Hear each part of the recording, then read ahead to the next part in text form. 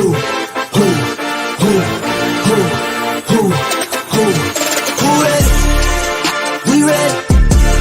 Who ready? We ready? Who ready? Who? We ready? Who? Who ready? Who? We ready? Who? Motivation to youth only. Mentally feel like Kobe. I'm like Jokic with the rock. You physically couldn't hold me. I don't care if you pushing 40. You can never little bro me. Euro step like Ginobili. From young OG to the OG. From nosebleeds to floor seats. Circle stronger than Cuban links. My gold dance, your gold plated. You verse me, now that's the reach. We ready? Who ready? Hey, what's up, everybody? Appreciate y'all for joining us. It's the One and One Sports Show. What's up, fellas? What's good? Good evening. What's up, guys? How you doing today? Doing all right. Doing all right. I'm over here trying to get the details situated for the. It looked like we big all trade cowboy that now. came up. Yeah. I had the day off of work, so I just threw something on. I had to go pick up the little one from daycare. I'm like, it's in the closet. I heard that. Well, it's definitely not about the Cowboys today. I'm trying to pick it up, all the details regarding the trade of Stefon Diggs, wide receiver from the, I'm about to say from the Bills, not the Texans. So. Oh yeah, how you feeling about? Well, see, you're a Dallas fan, so this is. I'm cursed. I'm cursed. I'm a Cowboys and Texans fan. Right. I'm originally from the Houston area. Well, at least the brothers will be in the same state. Yeah. There was rumors. I don't want to say rumors, but you know how local media and tabloids they're talking. It's like, how would both brothers be if they were both on the Cowboys? But obviously that didn't happen. So just to give the details to people, Stefon Diggs was traded to the Texans. The Bills received a 2025 second-round pick, which is actually via Minnesota, so they connected to them once again. And the Texans received Diggs, a 2024 sixth-round pick, and a 2025 fifth-round pick. So when I first heard the trade, me and my friends back home, it was like, man, I hope the Texans didn't give up so much of their draft picks, because they've been doing real good with them, stocking up their team via the draft. But then when the details came in, I'm like, it's really not that bad. A second round pick is big, but they was able to get Diggs plus some more picks, so that's always good. But as far as Diggs as the player going to Houston, because I thought Houston's receiver core, they definitely stepped up last year, and it really took a slide once Tank Dell went down of injury midway in the season. I knew he was, because him and C.J. Stroud was starting to develop a hellified connection.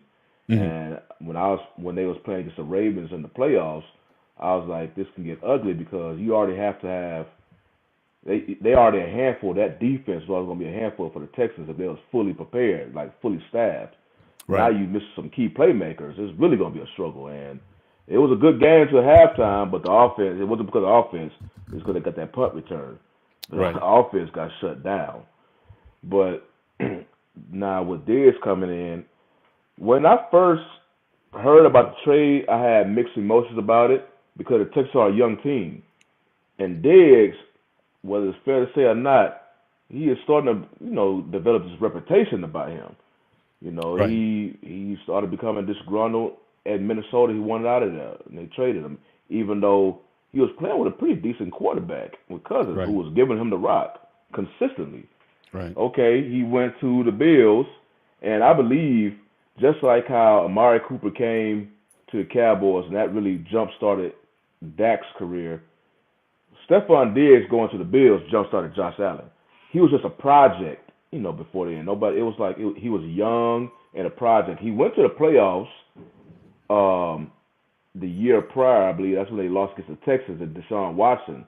And it was a fairly good game, but he wasn't like the Josh Allen we see today. But he definitely, he took like a huge step up soon as Diggs became his receiver. And I was looking at the stats. He spent 4 years over there in Buffalo. He had 1,000 yards each of the 4 years, but in 2023, he started off strong, and then his numbers just kind of fell off like week 7 Not terribly on though. down. I mean, he had only one less catch. He had 108 receptions compared to 22 season 108. No, like And the he was season, yeah. But as far as within 2023, he started off strong in 2023, but by oh, and week you said he 7, fell off at the end. yeah, he fell off. He wasn't the same receiver. His receptions went down. His touchdowns went down. Hell, everybody can remember now. The last memory they have of him now is that big catch that he dropped against the Chiefs that pretty much potentially would have beaten the Chiefs.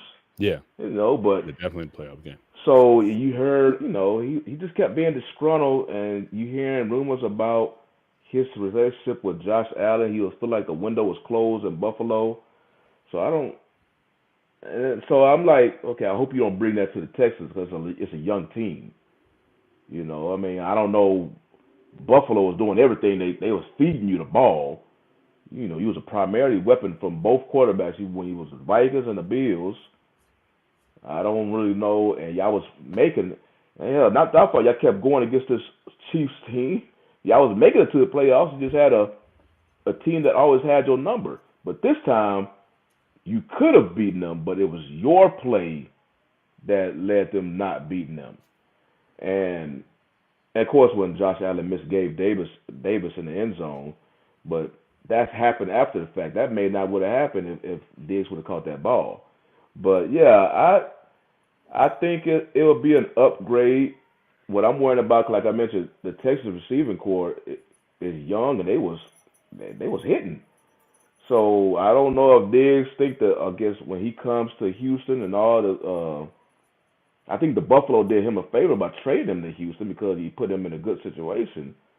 But I mean, it remains to be seen how if he'll start feeling some type of way if he don't get his targets because now you have other weapons there. So it's definitely a plus, but I'm kind of like I'm also keeping looking at it from a distance because I just hope it don't kind of go bad. Like I say, because he's starting to unfortunately develop his reputation. Right. So I hope that ends before it comes to Houston. Because if it continues, I'm like, hell. Yeah, you got a young QB and like I said, overall a fairly young team. So, but I think a lot of it was just the frustration. Just couldn't not being able to get over the hump with the Bills, especially that shootout game, like 2 years was it almost 3 years ago now? 2 years ago? I think 3. 3 years ago, yeah. Mm-hmm. So I just think just not getting over that hump. I think that certainly added to a lot of the frustration. Because I think certainly if they would have got past Kansas City, I thought they had a strong chance of actually at least getting a Super Bowl. And for a lot of these guys, now he's 30 years old now at the same time. So it's like his window for trying to get to a Super Bowl is closing. So that could be an incentive for him as well. The fact that he's with this sort of upstart team, made a certainly a strong presence in the playoffs last year. If he thinks he could be a missing piece that can help them get over the hump, then then maybe he can focus in more on the long-term prize versus his catches or receptions or his stats. That maybe if he treats this as this is my last chance to get a Super Bowl ring, then that could be to his benefit. And the Texans, they know what they're getting. They know who he is. He's proven who he is on the field. I think the fact that he is coming to a team that's very young, a young coach, I just hope that he displays more leadership than more tantrum. If he comes in with some leadership and take a lot of the pressure off the receiver, like you said, the receiver was hurt, so release some of that pressure, show that he's mature. I think he's going to still get his catches. I just think that he just won't be the feature. He's going to get close to 100 catches, but I don't know. Maybe he needed a change of pace. This is his third team. You never really heard about him having this type of emotional instability, upset quarter. You know, you see him animated on the sideline, but the fact that him and Josh Allen started to have a little ruffle in their feathers, you know, shit. Ownership sees all that. The GM, they look at all that. Who you gonna get rid of, Josh Allen or Stefon Diggs? Stefon Diggs got to go because we can always get a new receiver. We ain't gonna get another Josh Allen. You got your franchise quarterback and a 30-year-old receiver. There you go. So, who knows? Like I say, I think it's going to be a plus for the team, and you know, it definitely shows the Texans are going. You know, you could clearly see that they're trying to improve their team. They made just key acquisitions on both sides of the ball this offseason alone. And I don't believe they have a first-round pick this year because they traded that, I believe, when they moved up to get Will Anderson. Mm-hmm. But they should have a second-round pick because the second-round pick they traded for this trade, that's for next year. So they should, hopefully now they can just really focus on that offensive line, improve that, because they do it. And once again, I made a comment several weeks, a couple of months ago on Facebook about the Texans' future is looking brighter than the Cowboys, because the Cowboys, you don't really know, especially if y'all were here down here locally. It's like, I don't know how to explain it. It's not a sense of unknown. Well, it's kind of a sense of unknown, but it's like a sense of, it's like, yeah, whatever. Because when Jerry was talking about all in, you see their lack of activity in free agency. They basically gonna do the same thing they always do. If they're gonna do anything free agent, they're gonna do it for the cheap. You know, try to get a player later down in the free agency or get a player that's coming off an injury, and then they're gonna address it through the draft. And as a fan, you're looking at it like, okay, you see these glaring holes on your roster, but they put so much weight on the draft picks, you basically expecting your draft pick to come in automatically and play at a Pro Bowl level, because you're not feeling it with a proven player because you don't want to spend the money. Right. So, and then you end up playing like last year's draft year. That draft class, it's not like they had a quiet season, so it didn't work.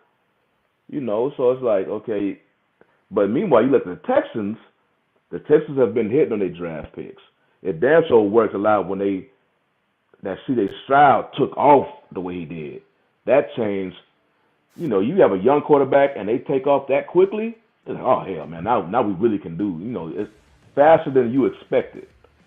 So, you mean the Cowboys over here strapped for cash because they're trying to figure out how to pay all these players.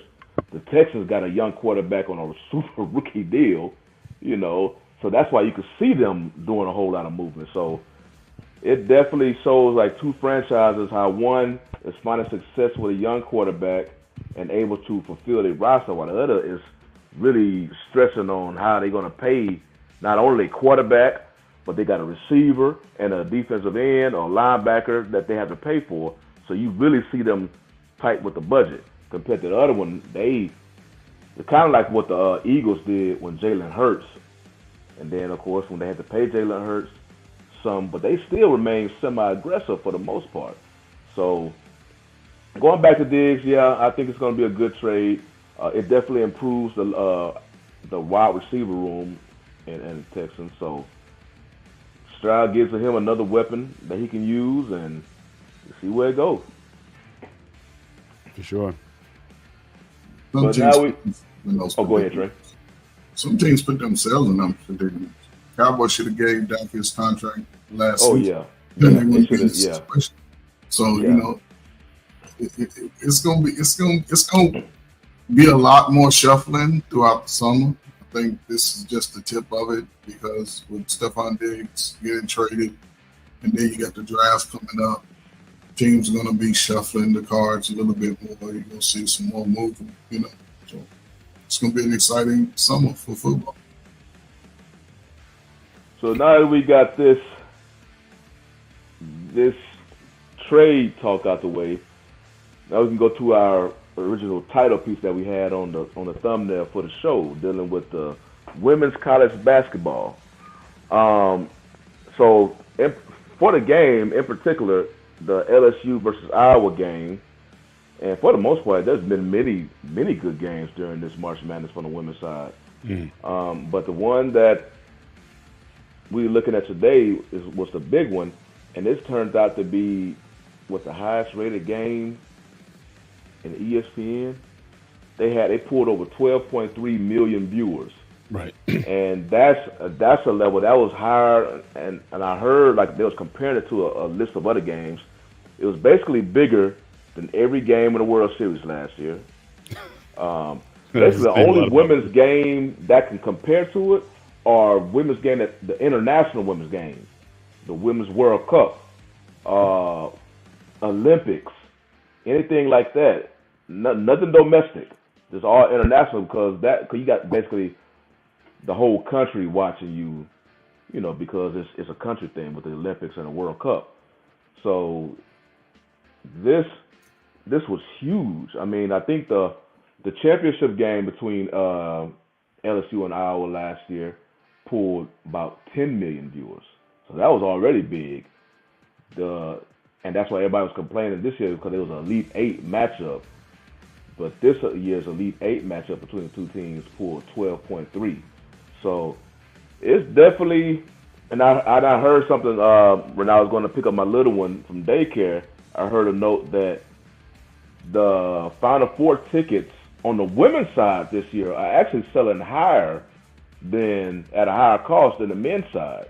Yeah. So you seeing, the people are telling you what games they are looking forward to of watching. So it's definitely a big move for the women's basketball over there. $2,500 a ticket. That shit's expensive.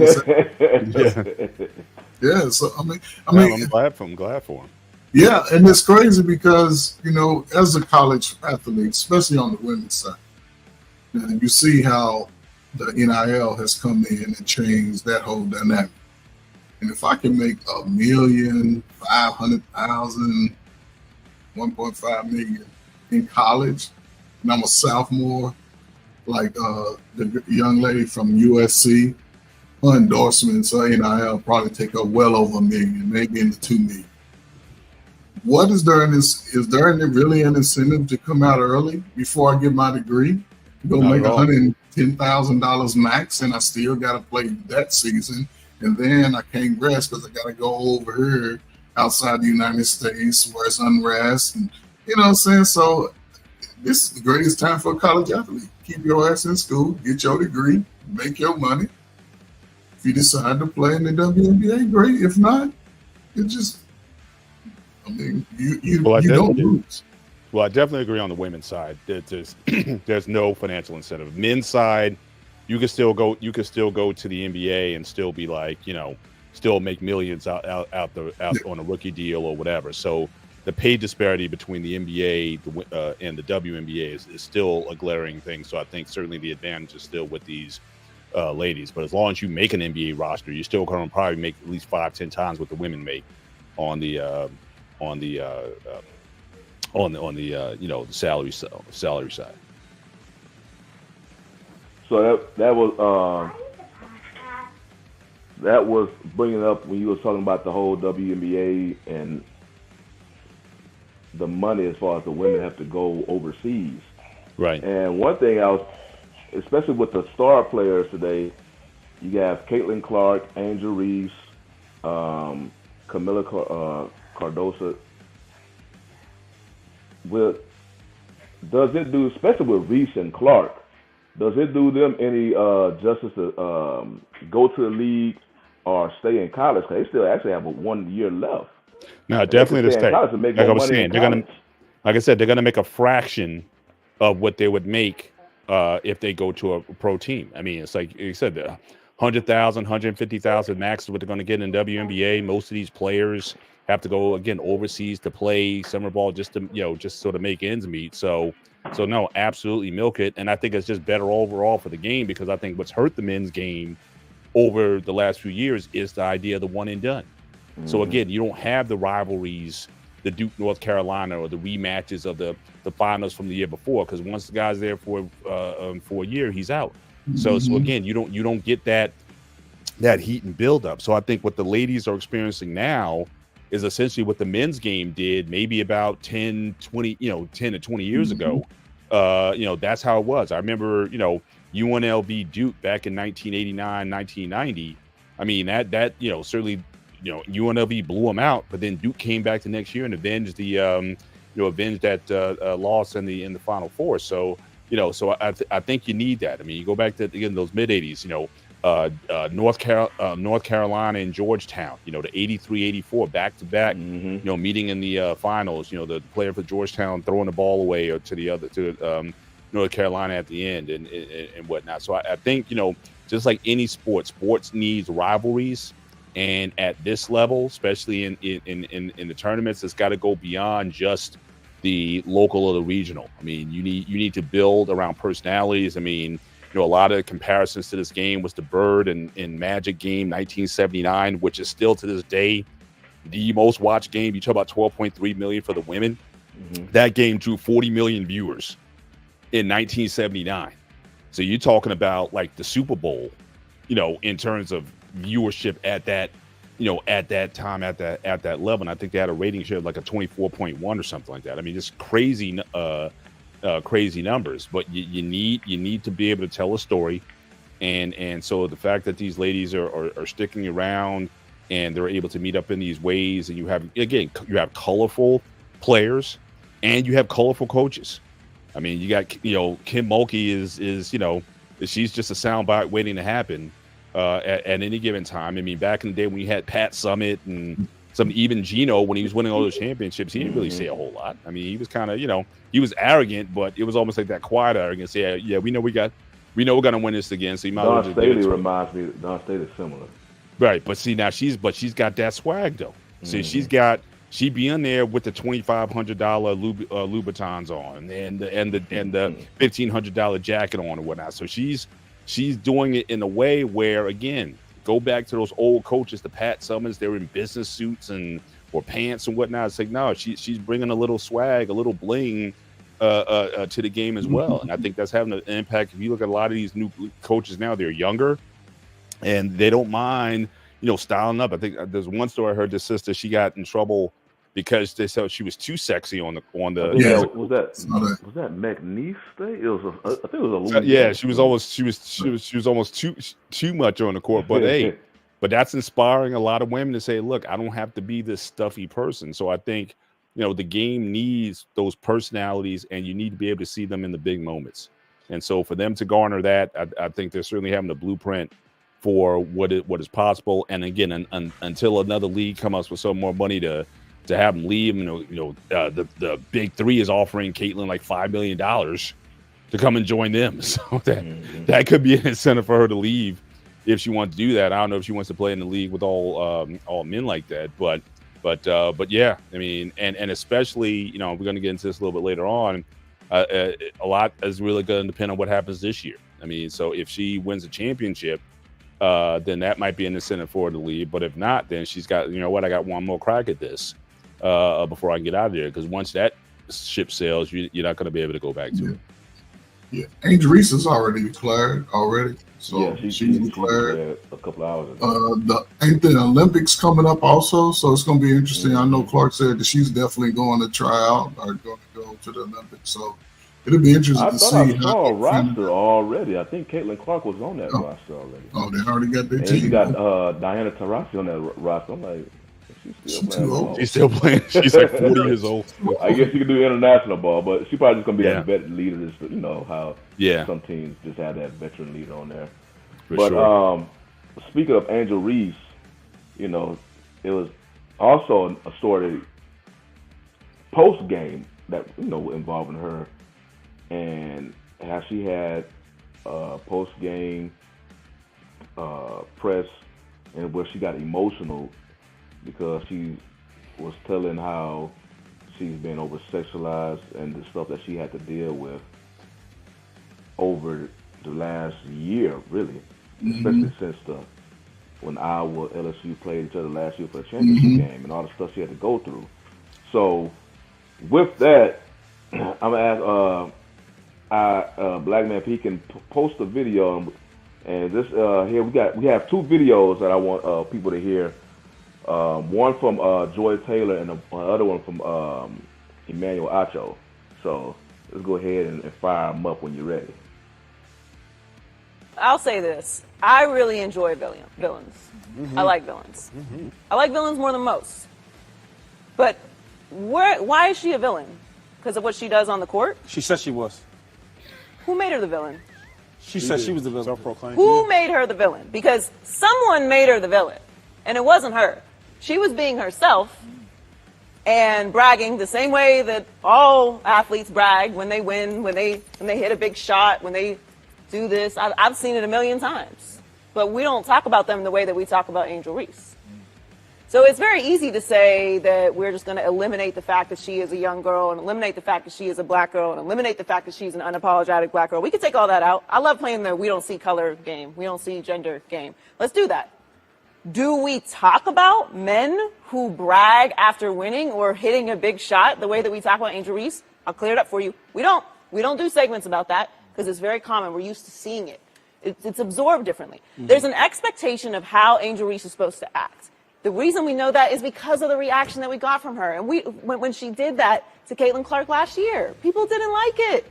Men do that all the time. Joe Burrow, we could pull up so many clips of men doing this, and this, and this, and this, and this, and this. We ask for a lot of authenticity from players. We ask for the real. We ask for emotions. We ask for interviews. We ask for not the cans. Congrats to Caitlin Clark in Iowa. I'm going to make my decision next year. Appreciate you all coming out. We just didn't play our best today. You know, we could have been better. We didn't play our best today.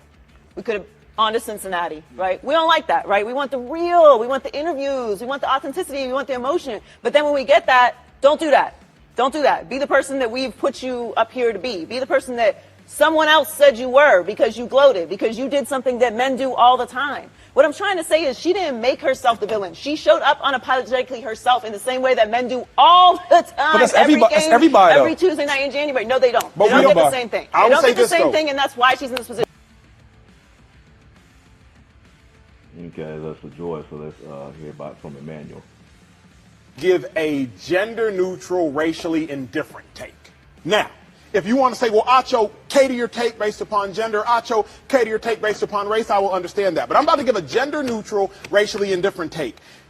Angel Reese, you can't beat a big bad wolf, but then kind of cry like Courage the Cowardly Dog. Because if you want to act grown, which she has, if you want to get paid like you grown, which you are, if you want to talk to grown folks like you grown, which you did post-game when you told a coach for an opposing team, watch your mouth. If you want to tell people, get your money up, then post-game when you take an L, you just got to take it on the chin. Nobody mourns when the villain catches an L. And Angel Reese, you have self-proclaimed to be the villain. Shout out to you because you were the second best basketball player on the court, and it was not close. Outside of Caitlin Clark, it was you. 17 and 20. Dog. Showed up. Biggest game, second biggest game of your career. Absolute dog. But you can't, under any circumstance, go to the podium and now try to ask for individuals to give you sympathy. No one has sympathy for the villain. You painted the bullseye on your back. Why are you surprised when people shoot at you? So if you want to act grown, if you want to pose grown, if you want to talk grown, if you want to talk to grown folks grown, then you got to take the L like you grown. Because what frustrated me is when you want to be the villain, but you want to hope for sympathy like a hero. So my take on this is first with Joy Taylor's take. And I agree with what she was saying about men. You see, they're a whole lot more demonstrative during their games.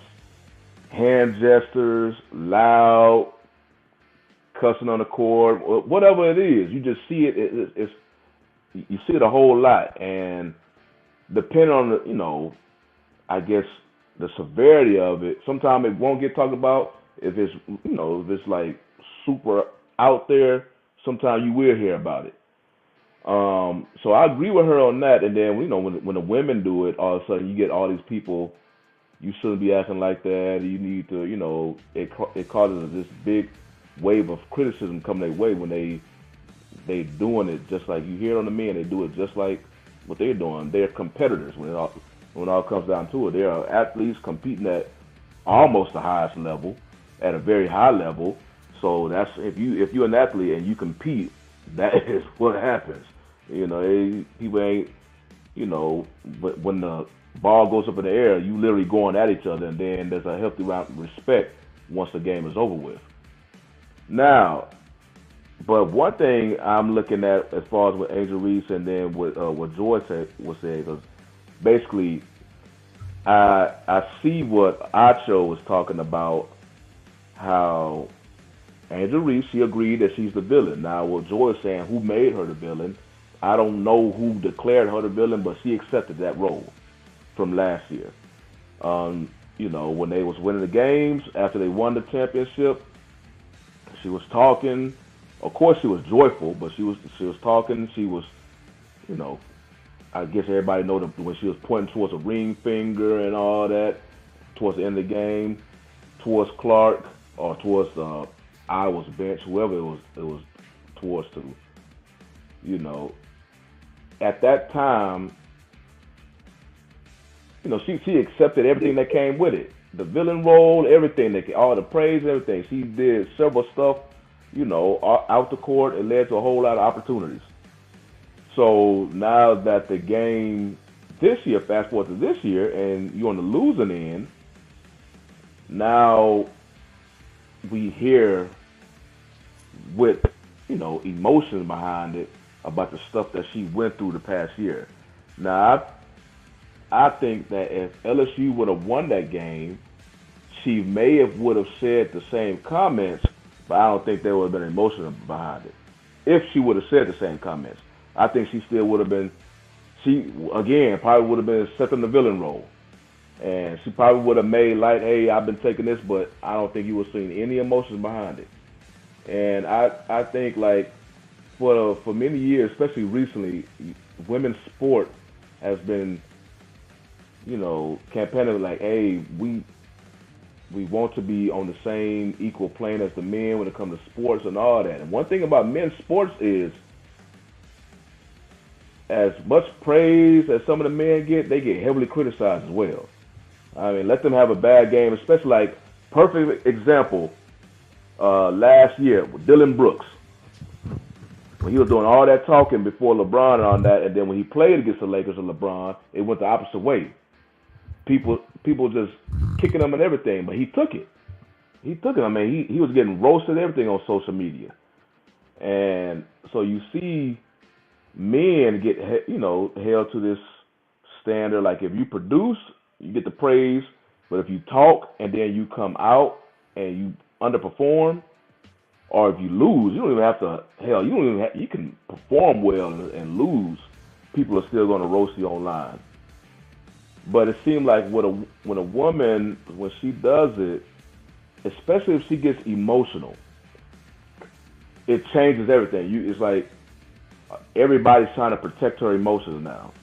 So you got people like, hey, we want to be, viewed like the men athletes and how we are competitors just like the men.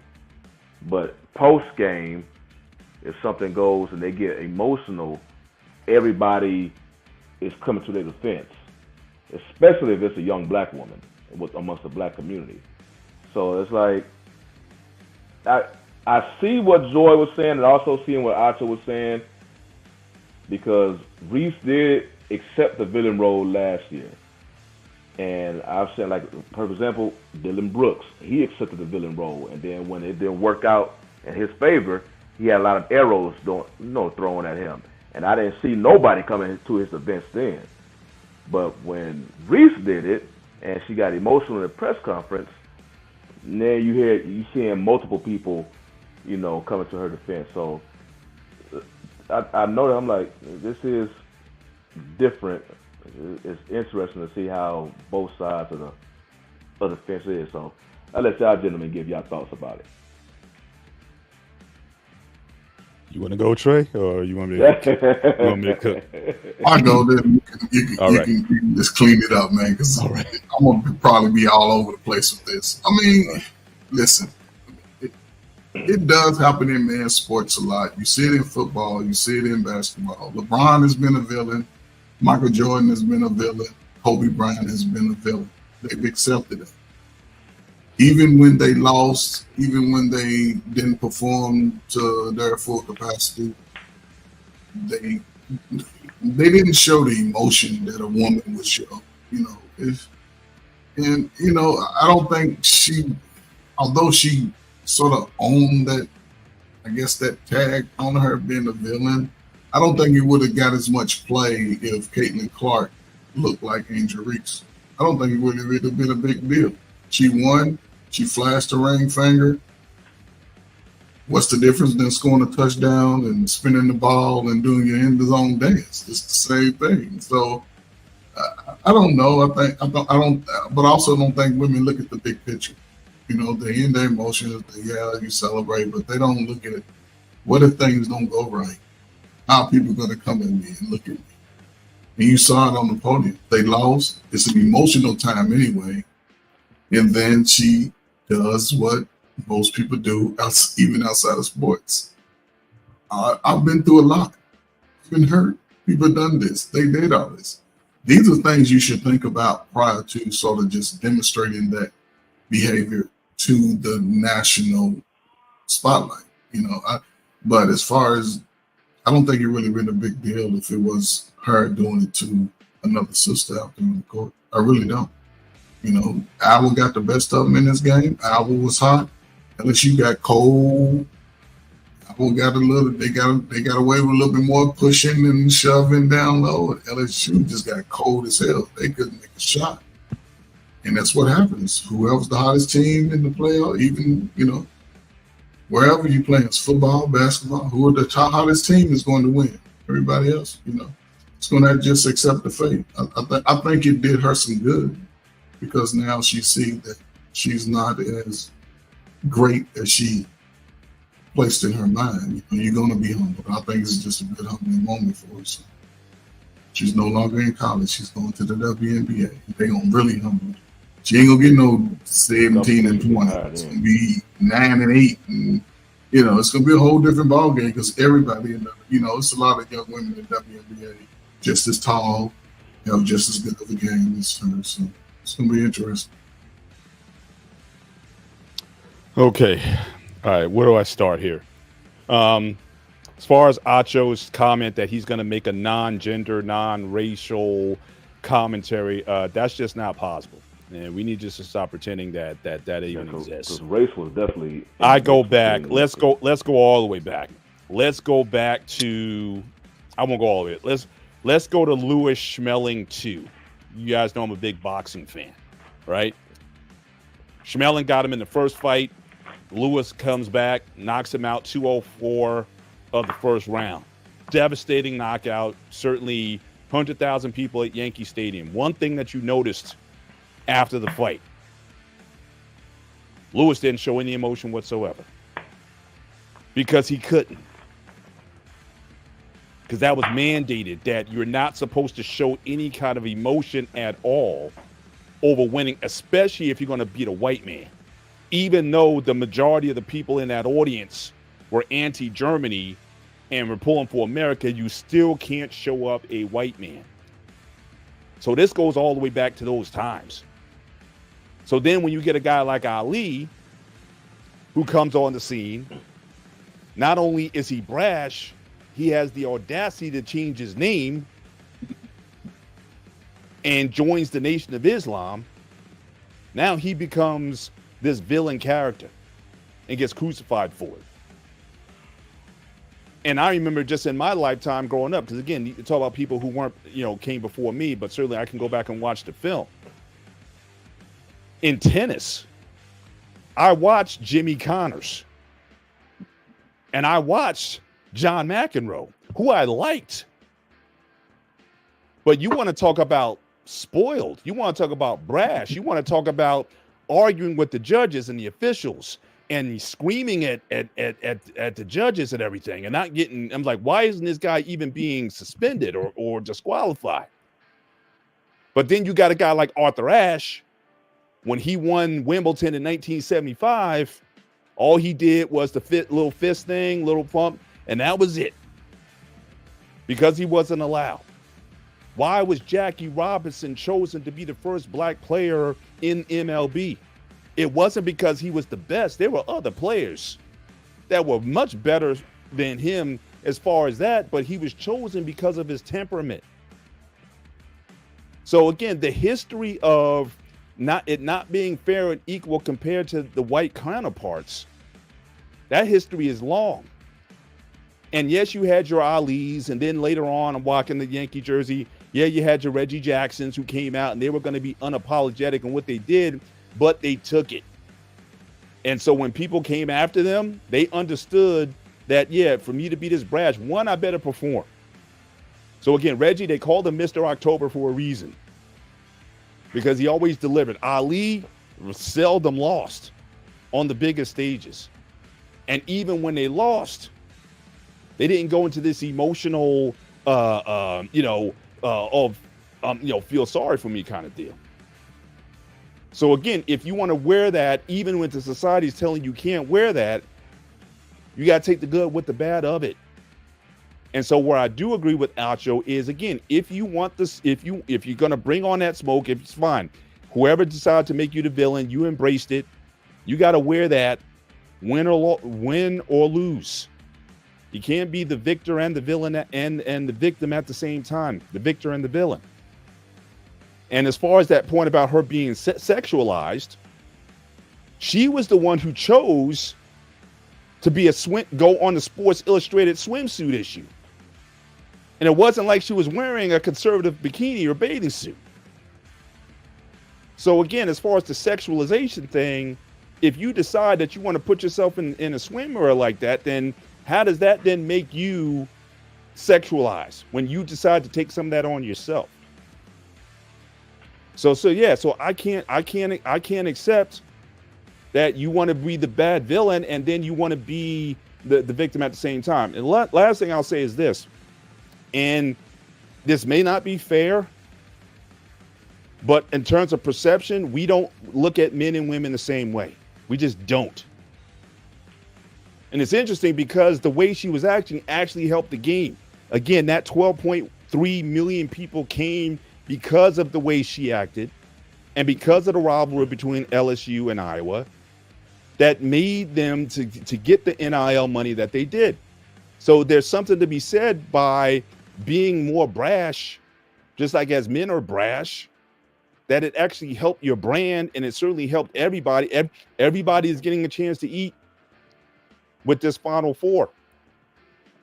But regardless of that, men and women are simply looked at differently. Look, a man cursing, I don't cuss, but a man cursing, it just doesn't hit the same way when a woman does. When you hear a woman using foul language, like a dude, it just doesn't come off the same way. So yes, are there double standards in the society? Yes. And so that's why you got to be somewhat careful in terms of, you want to be the brash person. It doesn't always. So Joy was making the comparison to when men do this all the time and flash the fingers and the rings and do the throat slices and all that kind of stuff or whatever. Yeah. But you're talking about tens of thousands of years of men committing brutish behavior. So in a lot of ways, that kind of thing is accepted. You'd rather have that than people doing that kind of stuff for real. But the way women are perceived, they're still, until that becomes accepted, and I don't necessarily want it to see it go that way, but until that becomes readily accepted, a woman going at a coach or telling cursing at a coach or whatever she did during the season or doing anything that's considered masculine, it's not going to come off that well. And then, yes, the fact that she went and she did that bling thing against Caitlin Clark, who, again, everybody wants to be the great, acknowledge her as being the greatest player of all time or whatever, because she did that to her from that diverse, multicultural state called Iowa. Yeah, people are going to feel a certain way about that. But you should know that, again, before you go in. So again, with the crown carries many burdens. And for a lot of women, I mean, use her as an example. If this is if this is the model, if this is going to be the blueprint in terms of how you market yourself and build your brand and your Instagram and doing the swimsuit sessions and all that kind of stuff that comes with it, then you need to act like you've been there before. If you want, if you want all the stuff that comes with it. So that's my 5 cents on it. But overall, I mostly agree with Acho, but I certainly contend that you can never take this out of a racial or sexual context or gender context, because again, that's just not how our world. That's not how our world works. All right. So again, all of this is racial, for sure. And again, those examples that I gave you over time, all these athletes that had to endure, so that you can have the more brash people, even a guy like Dylan Brooks, who acts the fool sometimes and his team never wins. But that groundwork had to be laid on in order for that to take place. Hey, real quick, if I can. What's up, Dante? What's up, everybody? What's going on, Trey? What's going on, Mr. Bennett? What's going on, Sean? Hey, listen, up, man. Good to see y'all. I wanted to add another perspective, if I could, to what you were saying, Mr. Bennett, because Acho, what upsets me about him, he has different strokes for different folks. Yeah. And as you seen the video of him just now, what he just said about the whole situation, but then he had this to say about Caitlyn. Watch this video. Relationship with winners. When you're an underdog, they feel impelled to root for you. But if you're up too long, you better grab a helmet. And Caitlin Clark has now become up for too long, because now haters jumping out the woodworks. Now everybody's like, wait a second, why are you offering her $5 million to play in the league? Why is she getting a 96-page story in magazine issues? Why is she getting all this attention? There's been Candace Parkers. There's been Skylar Diggins. There's been Maya Moores. There's been Lisa Leslie's. Why just now all the attention for Caitlin Clark? Reason I hate it, that's because people are starting to paint a bullseye on her back. Yeah. And she ain't got nothing to do with the paint or the brush. See what I mean? See what I'm talking about? But I see what he was saying, because I remember when people were saying it, 'cause that came after the $5 million offer from the Big Three. And I remember how, well, even before then, because people were like, how is she getting all this attention? I really don't know when Caitlin Clark jumped into this, because I remember Paige Beckers was the one, and UConn was almost tagged to be this. She was getting attention, and Caitlin Clark literally came out of nowhere. Right. Well, I think that UConn player, I think she got hurt. I think she was out for a period of time. Beckers coming back, though. Right, I think in that time off, I think that's when Caitlin kind of slipped in and grabbed some of the attention. Mm-hmm. I think maybe it's just because her ability to make threes, like during that game when versus LSU, Haley Van Lith? Oh man, she was getting lit up. Wait, Clark was hitting them the step over to the left threes on her, just lighting them up. And I guess her ability to shoot threes, because this all stems back from when Steph do it, and now you got Clark, who is basically shooting threes from the logo and all of this. That just jumped to her to this superstardom. Currently in the biggest, pretty much the biggest women's basketball player in the U.S. right now. Even bigger. I don't know of a WNBA player who's as big as her right now. As far as the media attention. Right. But I don't think WNBA's ever gotten this kind of, have they ever gotten 12.3 million viewers for WNBA championship or any kind of, any kind of game close to that. They haven't, Mr. Ben. I took my daughters to a game. We had 4 seats. We paid $12 for. Yeah, I did the same thing. I went to the New York Liberty Finals a few years back, and it was like Garden was, had a decent crowd there, but the tickets were dirt cheap though to get in for sure. Yeah, and I think that Caitlin Clark, she's a good player. I think Acho is the one. I just don't understand him, how he could just flip. He's up and down like an elevator in New York. But I will say, Caitlin Clark and Angel Reese, when these girls, if she declares and goes, Caitlin, and they have to meet each other, those arenas are going to be filled. They're going to sell out. Yeah. And those ticket prices are going to go up. They're going to change the WNBA for sure. So right, so we're And entering the not going to be Bird $12. Magic era for the women. Yeah. Somebody said that they should do commercials together. They should do an ad together. Absolutely. They should remember that Bird and Magic commercial? That's what I'm about to say. Magic was up in the This could be limousine like in Bird French and Lick. Magic.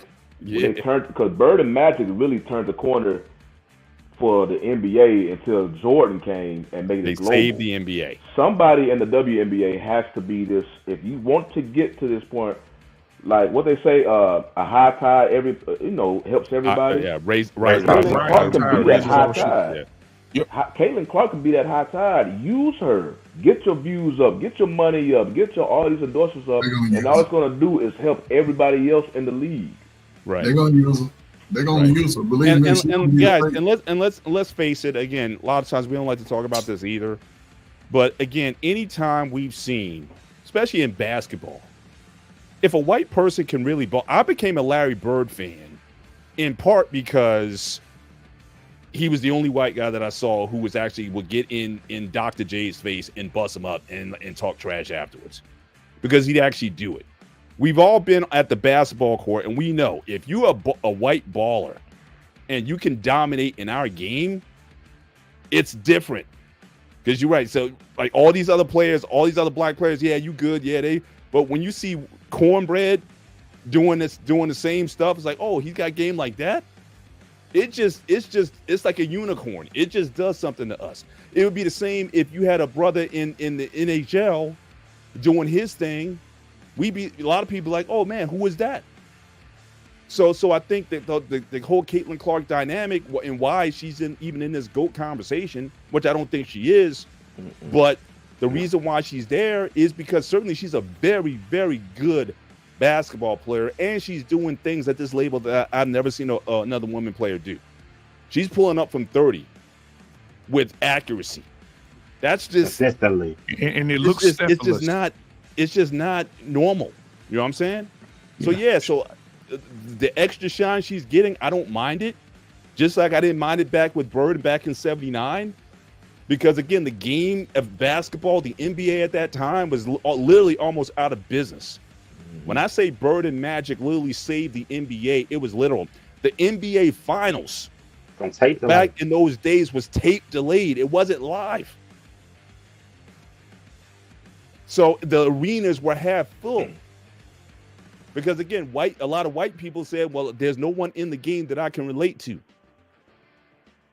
So again, if you want to talk about just business, it's a business move to have someone this good. We're not talking about tennis, because someone tried to make a point earlier. I had to, kind of straighten it out a bit. This isn't the same like in tennis with Serena and Anna Kournikova. That's a totally different thing. Anna had virtually no. It was never equal.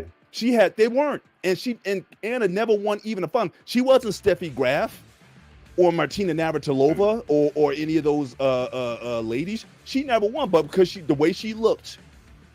Everybody wanted to make her the darling of tennis and give her all the endorsements on all that kind of stuff.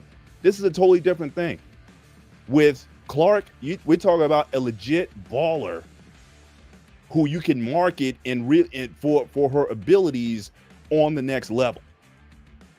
And so I don't mind that shine there. But yeah, if you're going to just raise somebody up just for the sake of their skin color, then I'm not cool with that.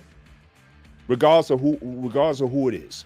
So if they don't mess this up, this can be a golden opportunity for women's basketball globally to really go to the next level. And you know what I want to see first? Go ahead. They got a bunch of cute girls coming too, because I'm tired of seeing a bunch of I'm tired of seeing a bunch of Leslie Jones running up and down the court. Pass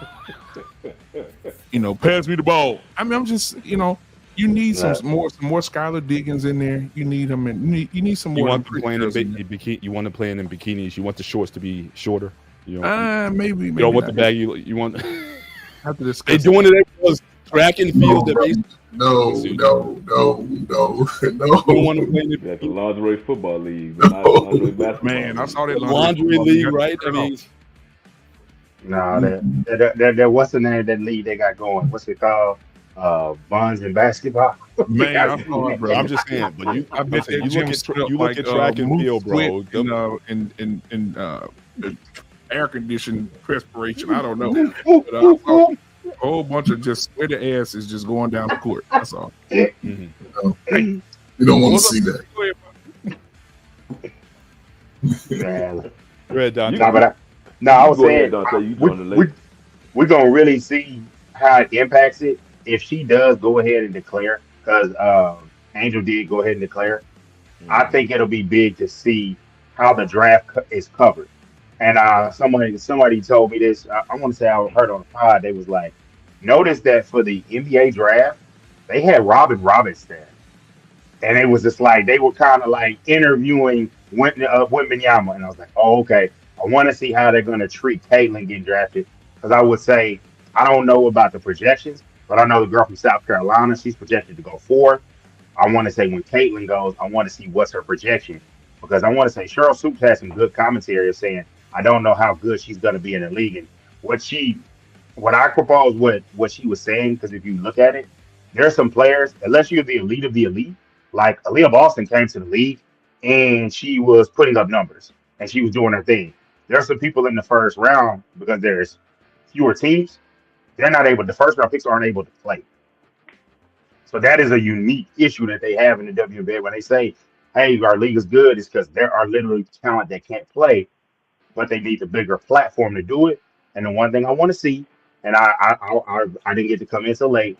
I don't want to do the comparing the numbers that they did. I'm glad that they did them, but like they was listening to the morning show here at DFW, and they were like, "Oh well, the men's game got this, but everyone was rejecting it." Now, true enough, that game last year was ugly, San Diego State and UConn, but it did get more viewers.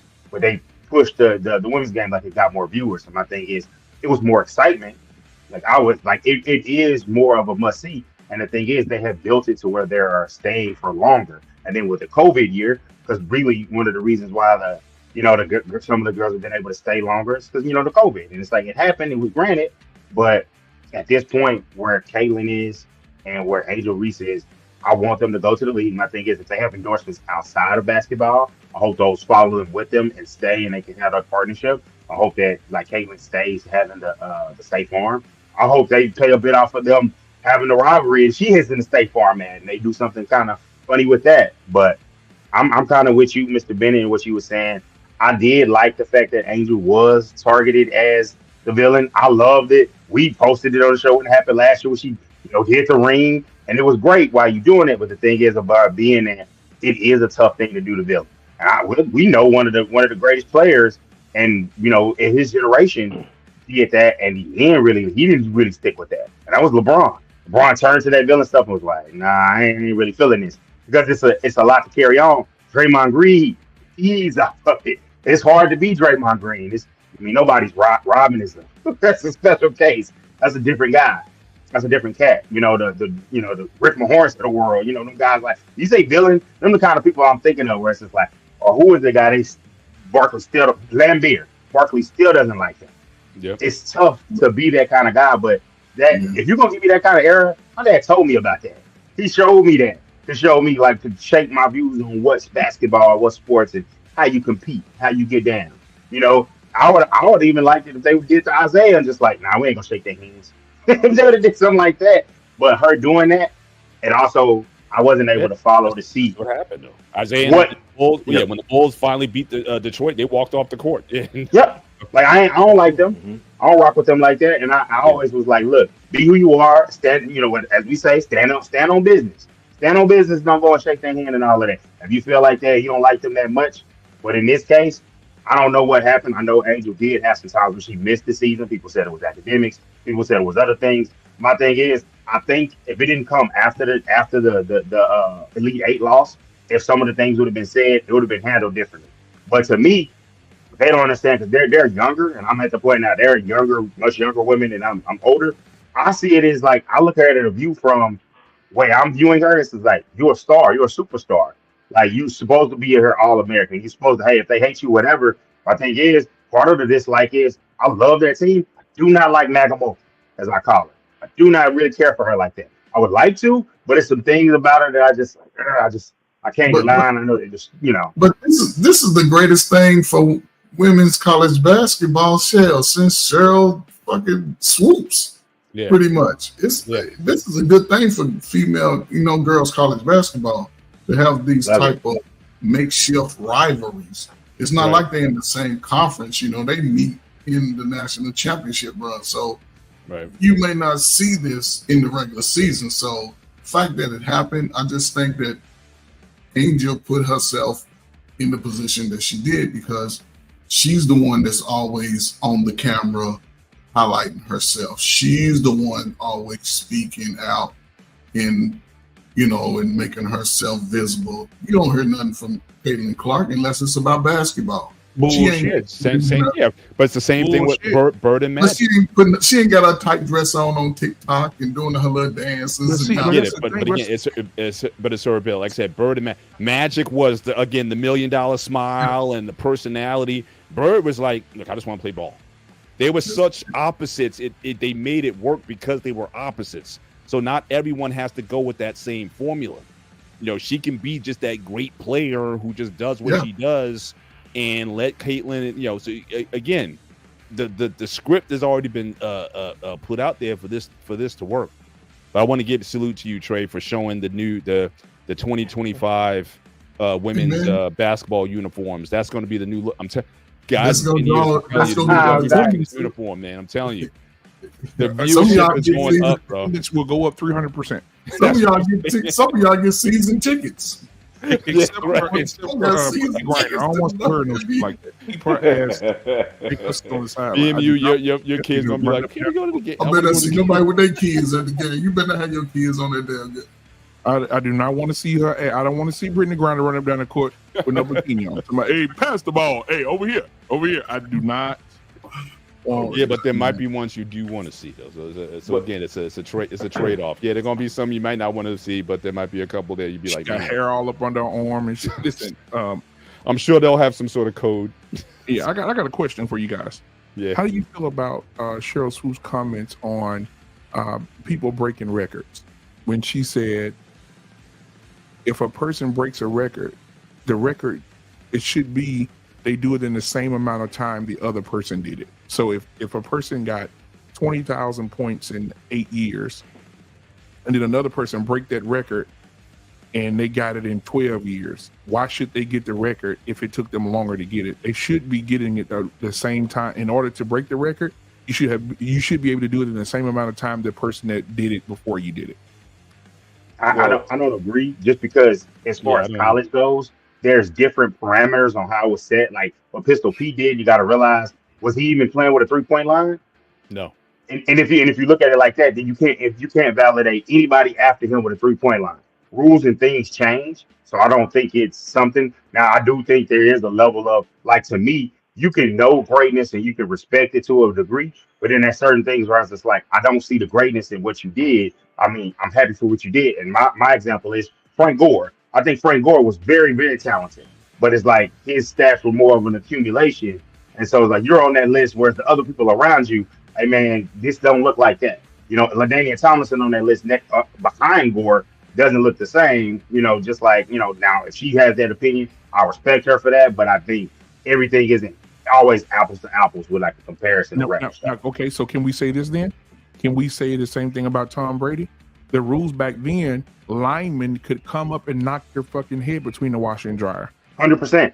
And they changed 100%. The rules for Tom Brady, and he won. Well, again, he got his knees taken out once, and they changed the rules. So, like, for sure, exactly. Right. So, can we say he's the greatest if they change the rules? But I don't think in football, I don't think the stats matter as much as it does, say, in sports like baseball or what have you. So, but again, in terms of measures of greatness, I think Tom has certainly still done enough to warrant being the GOAT for our discussion in terms of how he's played in these big games. Stats, irrelevant. Just the fact that he's been able to bring his teams back and win these and win these Super Bowls the way he did, especially the Atlanta Super Bowl. I think he certainly gets married. But I don't. In football, you could throw for 100,000 yards, and that may certainly be enough to get you into the Hall of Fame. But I don't know if that necessarily moves the needle. Now in baseball, if he hit 500 home runs and it took you 20 years to do it, versus a guy who did it in 10.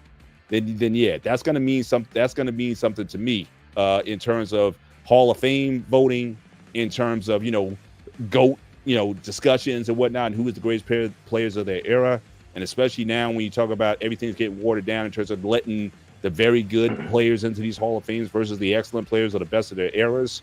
So yeah, I mean, I think certainly the compilers, like you said, like especially in baseball, I certainly think it distorts the numbers. But in terms of Hall of Fame and recognition of who the best of that era was, I don't think it changes that. I think that's where the judgment comes in. Yeah, that guy was a compiler. Yeah, he hit 500, but it took him 22 years to do it. He wasn't that good. He had a couple good years, and he was just considered. Carl Ripken Jr., I mean, yes, the Iron Man record or whatever, but again, was he good all those years? No, he wasn't. Especially towards the end. So yeah, I think the compilers, I think the records are going to be what they are, but again, especially when it comes to what I think was still on the docket to talk about tonight, the GOAT discussion. I don't necessarily consider Caitlin Clark in it, but yeah, I think that's where that really has value when you talk about who's the best. Is where those discussions come in. So let me ask you this: stats. Let me ask you this: if for just for shits and giggles, sure. If no rules change, and you had the same rules you had when the Steel Curtain was playing, does Tom Brady have 7 Super Bowls? No, nah, I don't think so. No, I said you could because I don't think he has 7, but he still has a lot because they played that tape of that, was it 2003 AFC Championship, the way they beat up the Colts like that, and they changed the rules to make the passing game easier. And then I think the next year you saw Peyton like pop off for one of those MVP seasons. So I think if they had it, which is always my case with Tom Brady, if they kept those rules, those physical grinded out rules, they still win because they had Bill, they had those big 3-4 defensive ends. They had Wolfo, big old guy, nose tackle, and they could just beat you up. And the thing is, with Brady, he did not. Towards the last Super Bowl, that first run, he was starting to become himself. And then after that, when they went on that dry spell of, quote unquote, dry spell of not winning the Super Bowl, he was putting up the numbers to match the fame, but they already gifted him, the Super Bowl MVPs. So they kind of like pumped him up a little bit. And then it came out, their investment ended up working out. And it's kind of like, so they still would have won because it would have been such a physical game. But the 7 rings, they put it up there, but it's like sometimes when you look at it in his play, there was a lot of luck in there. But what do you value more? Do you value the 7 rings or how many times did he lose? 3 times? Who was that? In the Super Bowl? Tom Brady, yeah. Yeah. Or would you favor the over like Joe Montana's 4-0? So would you rate that higher than Tom Brady? What is the 10 Super Bowl appearances? You put it like Super Bowl 10 times. Yeah, that's hard. So right, so he's 7-3 in Super Bowls. Yeah, but no, I don't 70% clip. Y'all make that same case about LeBron James, bro. I don't give a damn if you went somewhere 10 times and you only won 4 of them motherfuckers. You can't compare yourself to somebody that won 6 in a row. You can't. 6-0. Can't do it. It's 6-0 with 6 MVPs. I don't. The only reason I don't see it is because we changed that. So we changed that because Jordan was able to do like a great thing, and I will say that that's more of an anomaly than the norm. Because my thing is, I never grew up seeing anybody rag or shit on Magic Johnson for being 5-4 in the finals. I never heard anybody, and my thing is, it's still a winning record, but you still lost 4 times. And the thing is, and I think some of it is, hey man, you was playing against a really good competition. One of them even against Jordan. But it's like I don't see it the same way as you're making it that far. Because if that's the case, then we got. But Magic is never in the GOAT discussion though. He's definitely one of the 50 greatest, and you can certainly make a case he's in the top 5 point guards. He's never in the GOAT discussion though. I think once you start getting into that conversation, then I think those things matter. What is Montana? He's 4-0 or 5-0? 4-0. So Brady literally has more than doubled his appearances alone in the Super Bowl. He's got 10. He has more rings. So it's hard because think about how long Brady's career is. That goes back to the first question the black man asked about the whole record with Sarah Swoops and stuff. About basically, because I was about to say in the collegiate collegiate, because there's so much factors, because players can leave early. And in today's time, in particular, about a year ago, I don't know. I think some of those players are probably already out of college now. But today's time, because that extra year and whatnot from the COVID year, you could compile some stats. So the collegiate, I can see that being the case because great players don't normally stay in college ball, and then some of them who have talent and they stay in college ball, yeah, they can definitely compile the stats. Now, flip it over to professional, I think it's a badge of honor professionally because that's showing that you are doing this at a high level for a long period of time.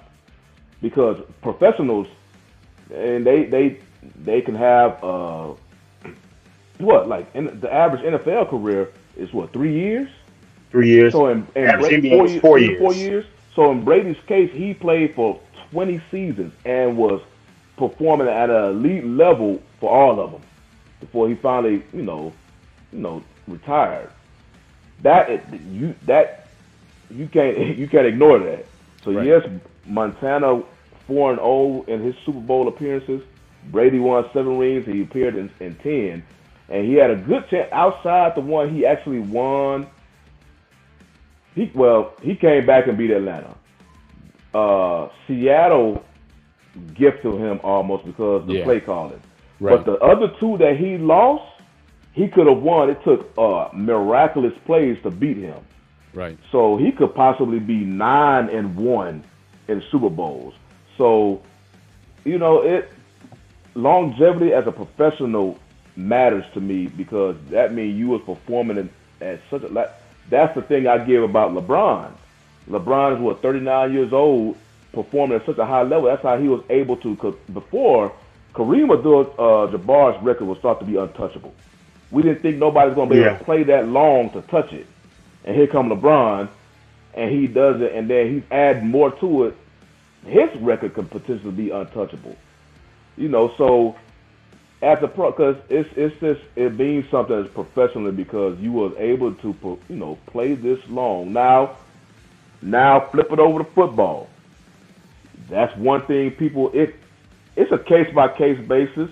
That's why people give Barry. That's why they look at Barry as and Jim Brown with the reverence that they do, because they did it in a significantly shorter time frame and produced the stats that they did. Both of them just decided to hang up their career early. But you look at it like, damn, man, what happened if you? We're not asking you to play no 20 years like Brady because you're a running back. That's harder to do. Yeah. But if you would have did, 10 to 12, just imagine type of stats you would have compiled of then. So, like I said, that's a case-by-case basis. But in general, I wonder what Calvin Johnson could have done.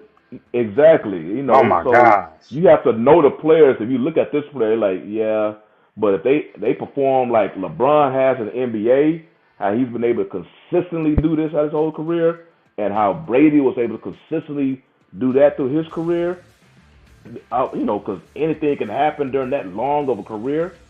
Those are a huge bonus because that shows me that you was able to do this for so long when many people, their career would have been over damn near 10 years prior before you kept going on. So, but that's the unique thing about somebody who sets the record.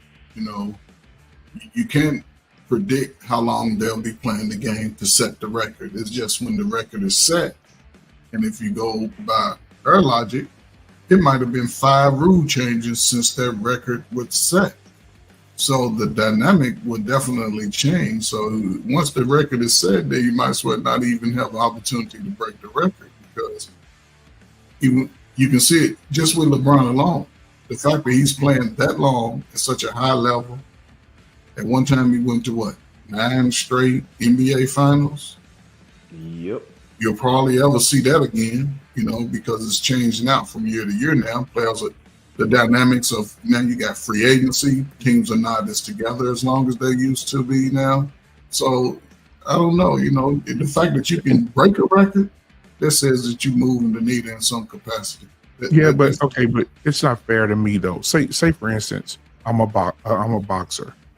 Okay. Or no, just a basketball player, and I get 20,000 points in 15 years, and then here come this young fucker, gets into the league, and I did it in 15 years, and this motherfucker on year 20, year 23, and they celebrating him because he broke a record, and it took him way longer than it took for me to break it. I'm gonna feel some type of way.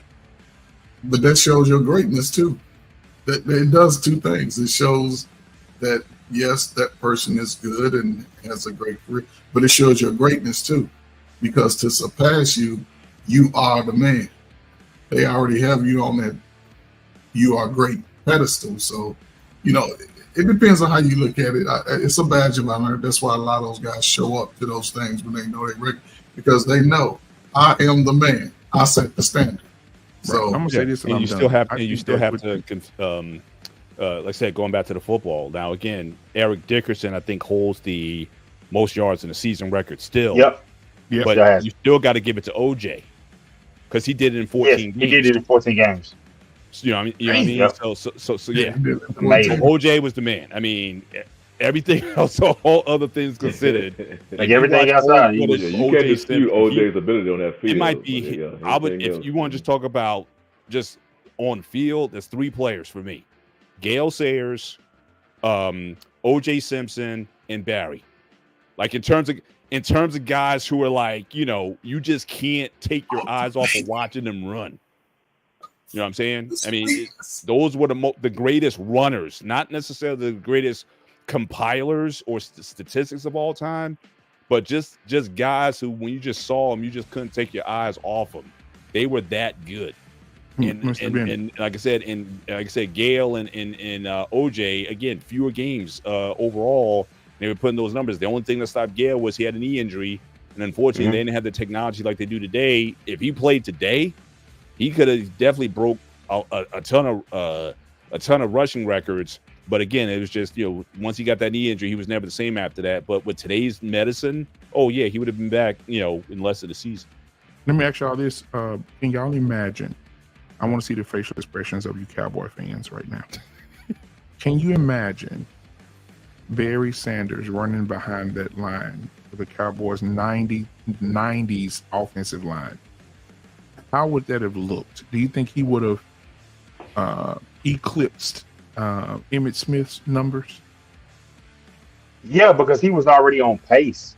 He was on pace to break Walter Payton's record. And then that's why people were so disappointed when he left. So he would have had it at a higher rate, and he wouldn't have had the need to feel like, hey, I gotta retire. It's such a bad situation. It would not have been. Right. He wouldn't have been in that situation.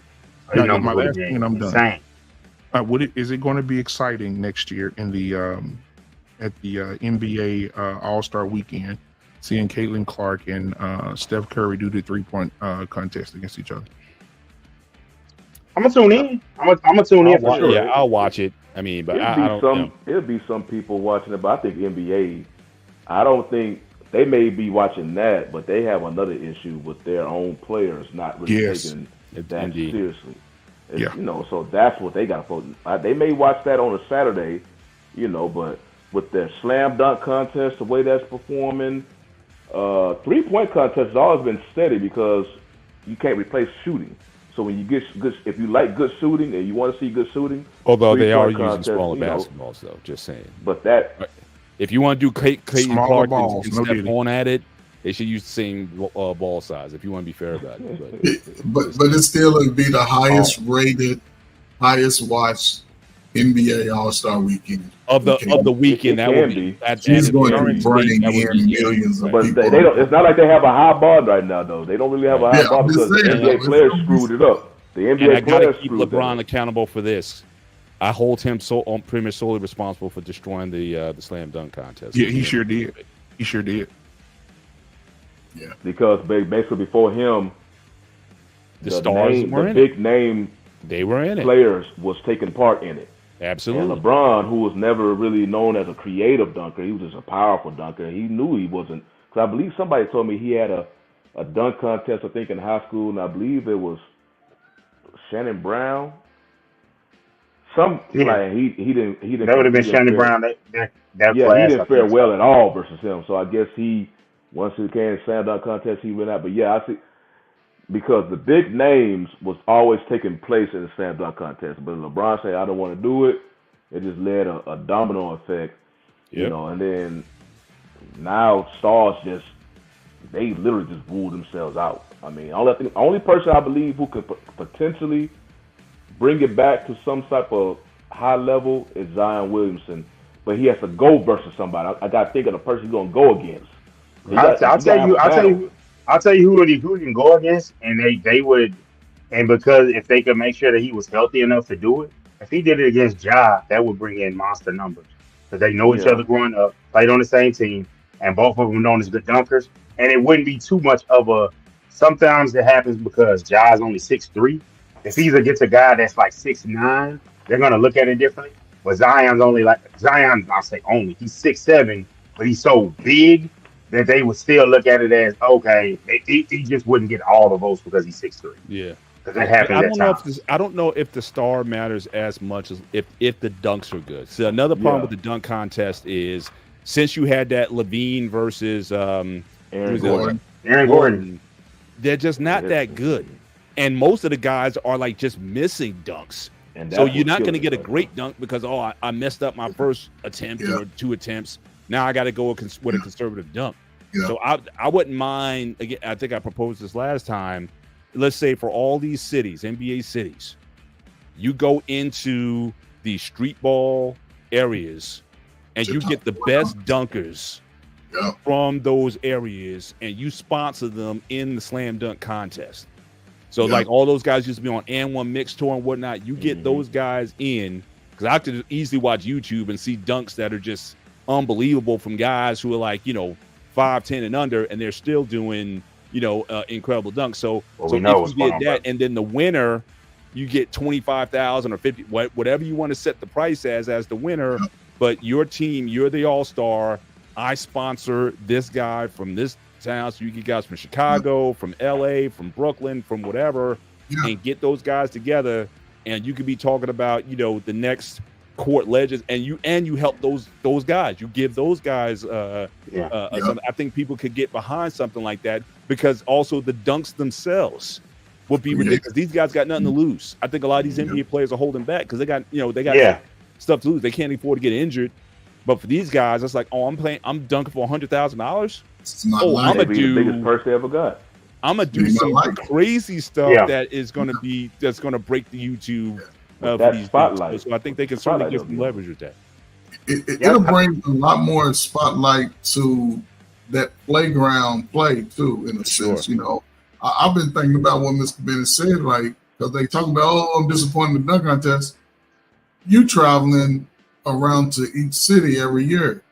There's some dudes in some cities that probably can jump over 18-wheeler that you never know about. So you bring these guys to the pressure of the NBA, and now you put pressure on some of these guys that are like Zion. He ain't been in the dunk contest. Everybody wants to see Zion dunk the ball in the dunk contest. And Trey, bring somebody just as chunky as him that can jump just as high and see how exciting that shit. And Trey, I'll tell you this. I wouldn't mind seeing a street ball team play against these NBA players. I bet there's some dogs out there that get their ass to business too. I remember. Look, a lot of these pros are playing in those street ball leagues. I mean, NBA players still go to Rucker Park. Well, I remember during the whole And1 thing, it became a type of hot sauce, and they was talking about hot sauce. Hot sauce was known for his flashy handles. Could he go to the league and have success? And they was like, hell no. They're talking about he's hot sauce now. He gonna mess around and turn to ketchup. They don't care about that. The NBA players, because they don't have. It's street ball. Street ball is street ball. But you try to translate that to the NBA. Everybody not skip to my loop. I don't know. The way they're playing these All-Star games now. It's basically just locking it up. So you might do All-Star. Might as well make it a street ball game then. And they can do All-Star, then maybe they'll have the NBA players step up and then because they don't want to get beat by some street dudes. So who knows? Now, bro, Payne posed this: USA versus the World All-Star. do We did that. We counted it, and they ain't have enough. They ain't have enough all stars to make it. We'd have to be getting guys that are not all stars just to play for the world. Well, it's a And they're gonna roster. get. I mean, it's a roster, but it's one of them where it's just like nah. Because like I said, we're gonna see it again this year. They're gonna get the 5 guys on that All NBA first team, and then they're gonna get, then they're gonna get they're gonna be almost none on the defensive team. What it's gonna be Victor Wembanyama, it's gonna be Rudy Gobert, and then it's gonna be a whole bunch of American guys on that side. So you got Mary, you got Shea, you got some All right, guys. real quick, guys. We got 2 minutes. BMU's always getting his flag. All right, so last question of the night. Is Caitlin Clark the GOAT? We can just simply just go around the room. I say no, she's not until she gets at least a ring. Right? Stats is all that, but again, all these other ones, the Cheryl Millers, the Cheryl Swoops, they got Maya multiple championships. You got to get it. You got to get at least one to be even in the conversation. So I say no. She's not even Candace. No. Right. Who's high up there? Yeah, no. Shawnee? No, she's not. Like Not y'all Bill? just named some historic collegiate players, and what I'm she's sorry, doing, Shaniqua I guess Holtzclaw. it's the perfect timing. But nah, she's not. She is the what is it? What is it when they white? What do they call it? She is the white. The Great White Hope. She's the Great White Hope. She is. She's going to bring a whole different dynamic. I'm telling She's you. going to bring a lot of viewers to the game. Go find Just wait. your flat Pillsbury biscuit pink pudding pop. Go get your flat-assed Pillsbury dough biscuit pink Pop-Tart and get your ass up off my live. Man, look, we gotta end it on. We got a Umar Club now. That's it. Shut it down. Hey, we gotta see Caitlin Clark versus South Carolina though. I want to see that. Yes, it's going to be a great Final Four. For It's gonna be a great one, man. Have a great one, guys. Yeah, Peace.